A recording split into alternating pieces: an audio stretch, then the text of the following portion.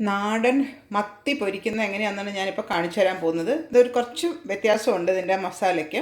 അതായത് ഇതിനകത്ത് ഞാനിപ്പം ആഡ് ചെയ്യുന്നത്, ഞാൻ മത്തി ഇപ്പോൾ ഒരു 10 മത്തി വൃത്തിയാക്കി വെച്ചിട്ടുണ്ട്.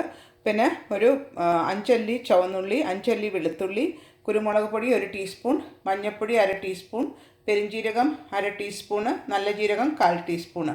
പിന്നെ നമുക്ക് വറക്കാനായിട്ട് വെളിച്ചെണ്ണ ആവശ്യമുണ്ട്, ഉപ്പ് ആവശ്യമുണ്ട്. ഇത്രയും ഇൻഗ്രീഡിയൻസും ഉണ്ട്. അതായത് മുളക് പൊടിയും ഇഞ്ചിയൊന്നും ഇല്ലാതെ ഇങ്ങനെ ഒന്ന് മത്തി ഒന്ന് പൊരിച്ച് നോക്കുക. നല്ല ടേസ്റ്റാണ്. വറുത്ത് നോക്കിയാൽ ഇതൊരു വേറെ ഡിഫറെൻറ്റ് ടേസ്റ്റാണ്. അപ്പോൾ ഞാനത് എങ്ങനെയാണ് ഉണ്ടാക്കുന്നതെന്ന് ഇനിയിപ്പോൾ ഇതൊക്കെ അരച്ചിട്ട് പുരട്ടി വെച്ചിട്ട് ഒരു 1/2 hour വെക്കണം. എന്നിട്ട് വേണം നമുക്കിതൊന്ന് വറുത്തെടുക്കാനായിട്ട്. ഇപ്പം നേരത്തെ പറഞ്ഞ അരപ്പെല്ലാം ഞാൻ മത്തിയിൽ പുരട്ടി വെച്ചിട്ടുണ്ട്. ഇങ്ങനെ ഒരു മിനിമം ഒരു അരമണിക്കൂറെങ്കിലും വെക്കണം, എന്നാലേ മത്തിയിൽ ഇതെല്ലാം പിടിക്കുകയുള്ളൂ. അത് കഴിഞ്ഞിട്ട് നമുക്ക് വെളിച്ചെണ്ണയിൽ ഇതൊന്ന് വറുത്തെടുക്കാം. അത് വറക്കുമ്പോൾ ഞാൻ ആ സ്റ്റെപ്പ് കാണിച്ചു തരാം.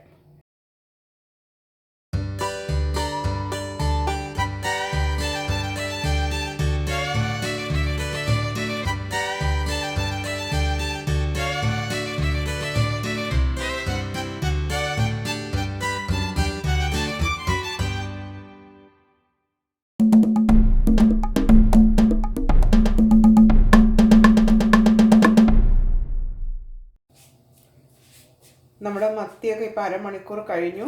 നല്ല പാനിൽ നല്ല വെളിച്ചെണ്ണ ചൂടാക്കാനായിട്ട് വെച്ചിട്ടുണ്ട്, ചൂടായിട്ടുണ്ട്. നമുക്ക് ഈ മത്തി ഓരോന്നോരോന്ന് ഇതിനകത്തിട്ട് വറുത്ത് എടുക്കാം. കാരണം ഞാൻ ഇട്ട് നോക്കട്ടെ. എണ്ണ നന്നായിട്ട് ചൂടായിട്ടുണ്ട്. നല്ല സിമ്പിൾ മത്തി വറുക്കുന്ന റെസിപ്പിയാണ്. പക്ഷേ അതിന് കുറച്ചൊരു ഡിഫറൻസ് ഉണ്ട്. ഞാൻ പറഞ്ഞില്ല, അരപ്പിന് കുറച്ചൊരു വ്യത്യാസമുണ്ട്. നമുക്ക് 2 പ്രാവശ്യമായിട്ട് വറുത്തെടുക്കാം. ഇപ്പോൾ ഒരു 5 പീസ് വെച്ച് ഓരോ പ്രാവശ്യം ഇട്ട് വറുത്തെടുക്കാം.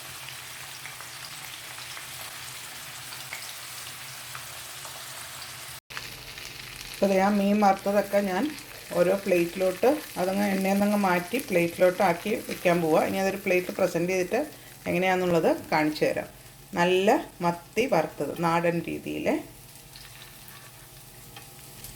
ഇവിടെ ഞാൻ കുറച്ച് വറുത്ത് വെച്ചിട്ട് ശരിക്കും പ്രസൻറ്റ് ചെയ്തിട്ട് നിങ്ങൾക്ക് കാണിച്ചു തരാം.